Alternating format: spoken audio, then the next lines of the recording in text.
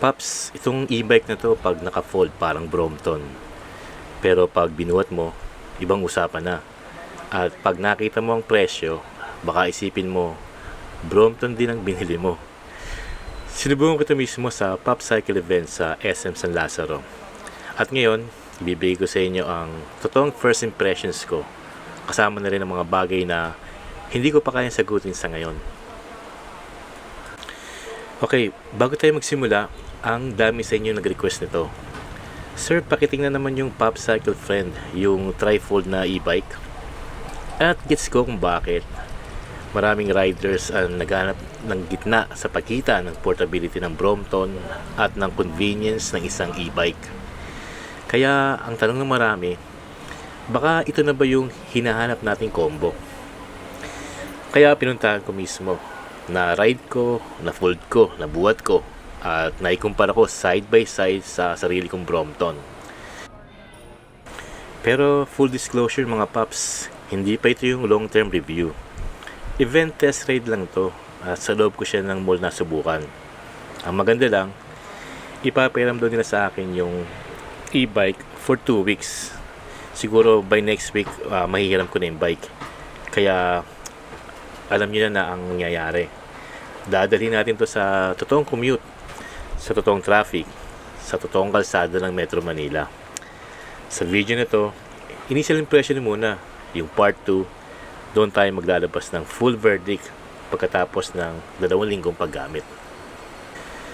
Okay, so ano nga ba talaga itong Pop Cycle Friend at bakit ang dami nagtatanong tungkol dito? Pag-usapan natin. Para sa mga hindi pa pamilyar, isa itong Class 2 electric tri-fold bike. Ibig sabihin yan, hindi lang siya puro padjak. Meron kang pedal assist para mas magaan sa ahon.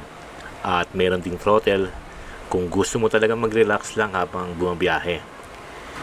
Unang mapapansin mo sa forma niya, 3 bahagi ang tinitiklop dito. So tri-fold. Yung frame, yung stem, at yung rear triangle. Bakit maganda to? Kapag naka-fold na siya, napaka-compact. May built-in rollers pa sa likod kaya pwede mo siyang itulak na parang maleta lang sa loob ng mall, sa loob ng train station o sa opisina. Imbis na buhatin mo at mangawit ka. Isang magandang details na sobrang nakakatulong sa daily commute. Kaya kaya niyang tumayo mag-isa kapag naka-fold. Hindi mo na kailangang isandal kung saan-saan. And punta naman tayo sa safety. Naka-hydraulic disc brakes na siya. At Shimano pa. Credit where credit is due. Mga paps, nito yung tipong mamuraing brakes na madalas nating makikita sa mga e-bike, budget e-bikes. Malakas at kampante ang kapit nito. Napaka-importante yan lalo na kapag bigla ang preno sa traffic o kapag inaabot ka ng ulan at basa ang kalsada. Sa drivetrain naman, hindi tinipid. Naka 7-speed setup siya gamit ang L2 derailleur na sadyang ginawa para sa mga tri-fold bikes. Ang maganda rito, kahit mabusan ka ng battery o naka-off ang motor, meron ka pa rin gears na magagamit kaya parang pumapadya ka lang ng normal na folding bike. Pagdating sa motor, naka 250 watt rear hub motor na to. Kayang-kaya niyang pumalo ng top speed na hanggang 28 km per hour. Tamang-tama lang sa city riding. Meron na rin siyang clear LCD display. Walk mode na sobrang laking tulong para sa mga matatarik na ramp o overpass at may built-in front light na rin siya para sa mga night rides. Kaya kung naghanap ka ng solid na daily commuter na madaling isingit sa traffic at madaling itago kahit saan, sa tingin ko perfect choice talaga to. Okay mga paps, pag-usapan na natin ang pinaka-inaabangan na part, yung presyo. Okay, walang paligoy-ligoy, 65k ang base model itong Pop Cycle Friend. Kapag kasama ang range extender o yung extra battery pack, pumapalo siya hanggang 80,000. At kung sakaling base model muna ang kukunin mo tapos naisipan mong bumili ng battery na hiwalay later on, abot siya ng 85,000 total. Oo, tamang narinig nyo, 80,000 pesos. At dito talaga nag-iiba ang usapan natin. Kung naghahanap ka ng murang daily beater, mapapaisip ka, hindi ito kalaban ng Fido pagdating sa presyo. Yung Fido L3 Plus ko na na-review na natin dati, di hamak na mas mababa ang presyo pero mas malaki pa ang battery capacity pagdating sa pure long range na utility. Kaya saan siya pumapasok? Mas malapit itong ilagay sa territory ng Brompton. Kung familiar kayo sa mga premium trifold bikes tulad ng C-Line Explorer, alam nyo kung gaano kamahal ang folding mechanism ng ganyang kapino.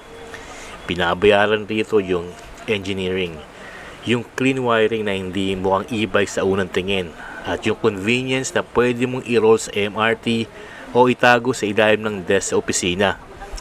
Kaya hindi natin ito dapat husgahan bilang budget e-bike. Sa presyo nito, ang tanong hindi na basta maganda ba siya? Ang totoong tanong ay sulit ba siyang pamalit sa kotse o sa motor para sa 80,000 pesos? At mataas ang standard na kailangan niyang abutin para ma-justify natin yan sa review na to. Pero bago tayo pumunta sa verdict, heto ang isang quick peso-wise tip. Kung desidido ka na bilhin yung PopCycle Friend at balak mo rin kumuha ng extended battery para sa mas malayo ang marating mo, mas sulit na bundle mo na kunin mula umpisa pa lang. Kasi makakatipid ka ng 5,000 kumpara sa pagbili mo ito ng separate.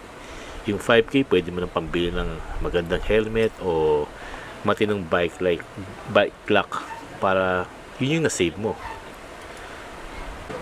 Okay, to be honest, bago ko sinubukan yung e-bike dito sa SM Mall, tinignan ko muna yung mga ilang feedback ng ibang mga users online. At may mga ilang concerns na paulit-ulit kong nakita. Hindi ko pa sila kino-confirm o dinidisapprove ngayon kasi lahat ng to itetest natin sa part 2. Una daw yung range. May mga nagsasabing medyo mahal daw para sa range na nakukuha mo. Yung standard battery advertise hanggang 45 kilometers. Para maabot mo yung pinakamahabang claim range, kailangan pa ng range extender. Ang tanong, kaya ba talaga yung mga numerong yon sa totoong commute? Well, sa part 2 natin masasagot yan. Pangalawa, yung timbang. Sa specs, 17 kilos ang nakalagay. Pero may review na nagwe-weigh daw to ng mga almost 18 kilos. Well, ako mismo nabuhat ko to. And honestly, mas malapit sa 18 kilos yung pakiramdam ko kaysa 17. Para may comparison tayo, yung Brompton ko nasa 11 to 12 kilos lang. Ibig sabihin, may dagdag na halos 6 to 7 kilos kung bubuhatin mo. At maliit lang pakinggan yan hanggang sa araw-araw mo itong inaakit sa lidan. Pangatlo, yung 16-inch wheels. May ilan na nagsasabi na mas ramdam mo daw yung lubak sa rough roads. Well, ito kasi 16-inch tas manipis, mararamdaman mo talaga siya. Pero para fair naman, dahil 16-inch lang rin yung Brompton, kaya gusto ko talagang ikumpara ito sa totoong Metro Manila roads bago tayo magbigay ng conclusion. Lastly, cadence sensor ang gamit nito, hindi torque sensor. Well, quick note, ang cadence kasi is kapag pinidal mo, magsisimula na agad yung pedal assist. Yung torque sensor, ang bilis mo nakadepende sa diin o bigat ng padjak mo sa bisikleta mo.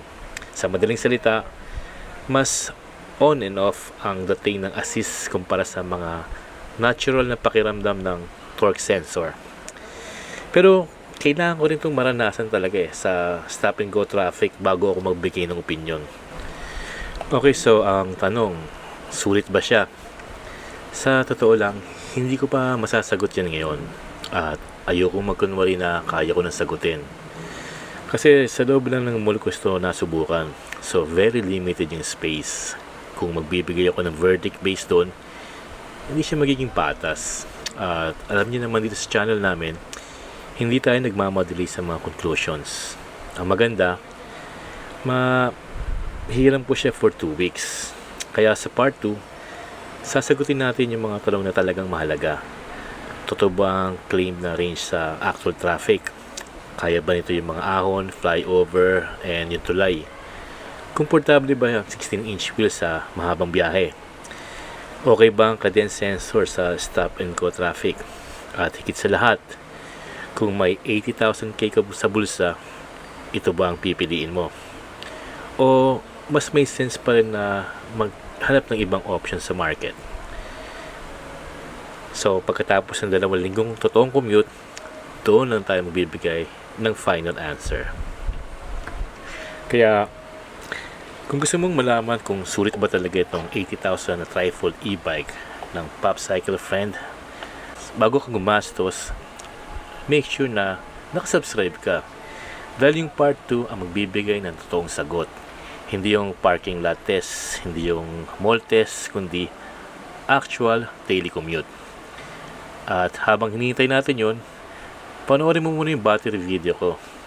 Doon ko ipinaliwanag kung paano ko sinusukat ang value ng isang e-bike gamit ang watt-hour per peso. Salamat sa panood mga paps. Once again, Pedal and Pace PH. See you on the next video.